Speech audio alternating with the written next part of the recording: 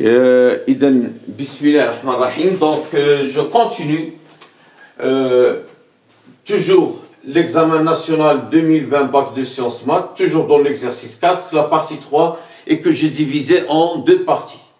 La partie A et la partie B. D'accord? Alors, on considère la fonction, alors là, vous voyez, c'est la fonction grand F qui est définie par quel que soit X. Élément de I c'est l'intervalle 0 plus infini. Quel que soit X appartenant à I, F de X, grand F de X, ce n'est que l'intégrale de X à 1 de F de T dt. Alors, la première question,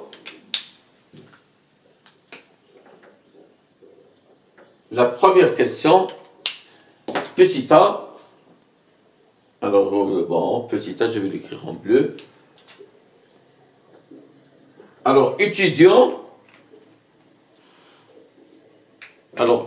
le signe, selon les valeurs de x, le signe de f de x. Alors, on a x, il appartient à l'intervalle 0 plus infini. Sachant que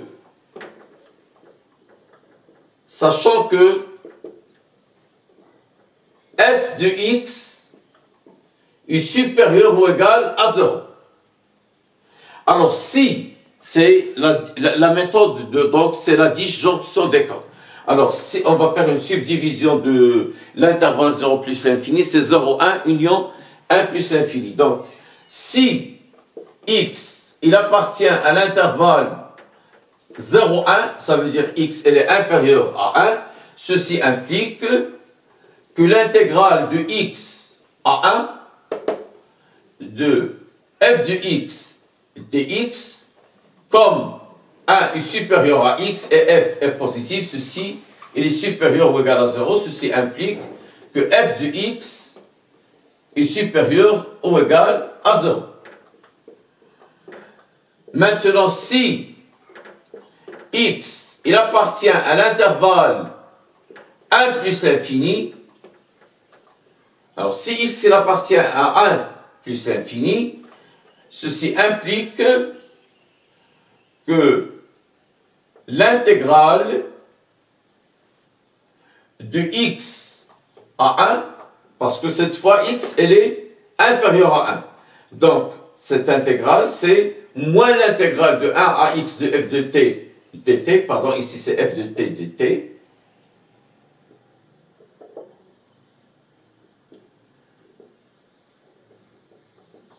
va être inférieur ou égal à 0. Ceci implique que f de x est inférieur ou égal à 0.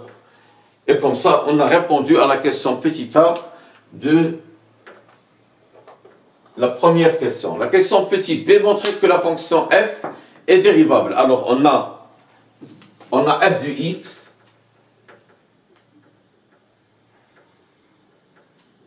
elle est égale à l'intégrale de x jusqu'à 1 de f de t dt, et comme f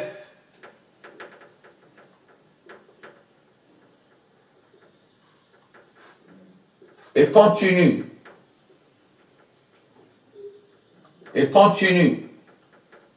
sur i, et 1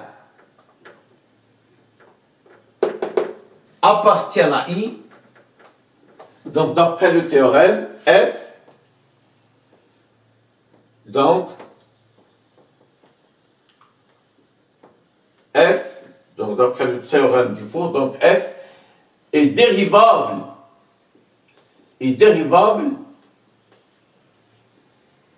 sur I. Maintenant, on va chercher la fonction dérivée. Alors, on pose U, la primitive la primitive de petit f. De petit f. Donc f de x, il va être égal à u de 1 moins u de x. Pourquoi? Parce que u, c'est la primitive de f. Donc, ceci implique que f' de x, elle est égale u de 1 moins u de x prime. Alors, et c'est parce que u de 1, c'est une valeur qui est constante que sa dérivée, c'est 0. Donc, il me reste moins u prime de x. Or, u, ce n'est que la primitive de f, donc u prime, c'est moins f de x. Et sachant que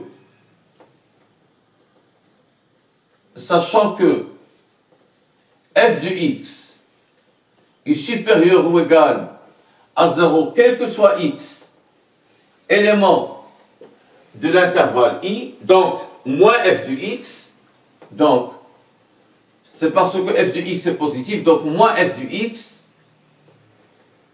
elle va être négative. Plutôt, il va être négative. La valeur moins f de x, elle est négative, et moins f de x, ce n'est que f', d'où f' de x est inférieur ou égal à 0, quel que soit x, appartient à i. Ben, d'où le résultat, donc f, c'est parce que f' est négatif, donc grand F est décroissante.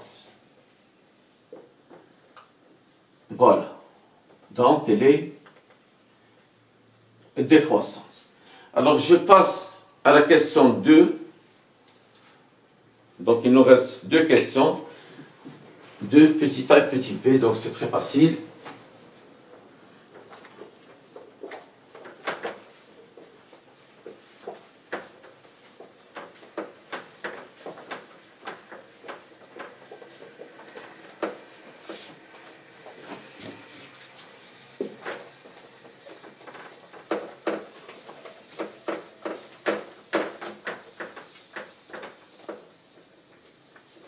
Alors, donc petit 2, petit a. Alors, montrer que quel que soit x, élément de 1 plus infini, f de x, elle est inférieure ou égale à 1 moins x, ln de 2. Alors, soit x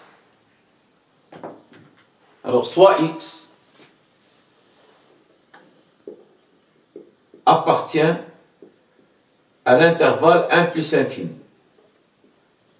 Alors, dire que x appartient à 1 plus infini, ben, il est équivalent à dire que, tout simplement, x est supérieur ou égal à 1. Et comme la fonction f, petit f, est croissante, donc f de x, bon, je vais poser ici t, soit t appartient à 1 plus infini, donc t est supérieur ou égal à 1, donc f de t est supérieur ou égal à f de 1. D'accord? Donc, f de t est supérieur ou égal, f de 1 elle est déjà calculée, c'est ln de 2, dans la partie 1 de l'exercice 4. Alors, f de t elle est supérieur ou égal à ln de 2. Alors, si je passe à l'intégrale, j'obtiens ma fonction grand F qui est décroissante. Donc, cette fois, l'intégrale de x à 1 de f de t dt va être inférieure ou égale à l'intégrale de x à 1 ln de 2 dt. Mais ceci, ce n'est que f de x qui est inférieur ou égal. Alors, l'intégrale, donc je vais faire sortir la constante. Donc là, c'est ln de x, de ln de 2, facteur de 1 moins x. Facteur de 1 moins x. Alors, et comme, voilà, c'est ce qu'on veut. C'est la question petit a. Alors, la question petit p,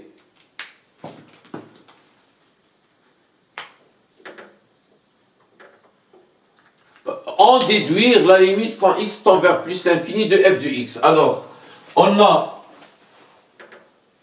f de x est majoré par ln 1 moins x. Alors, et la limite quand x tend vers plus l'infini de ln de 1 moins x, alors elle est égale, donc plus l'infini, plus avec moins, c'est moins l'infini. D'accord? Ceci va tendre vers moins l'infini. Donc ln2, facteur de 1 moins x. Ça va tendre, et comme, donc la limite, quand x tend vers plus l'infini de f de x, elle est inférieure ou égale à la limite quand x tend vers plus l'infini de ln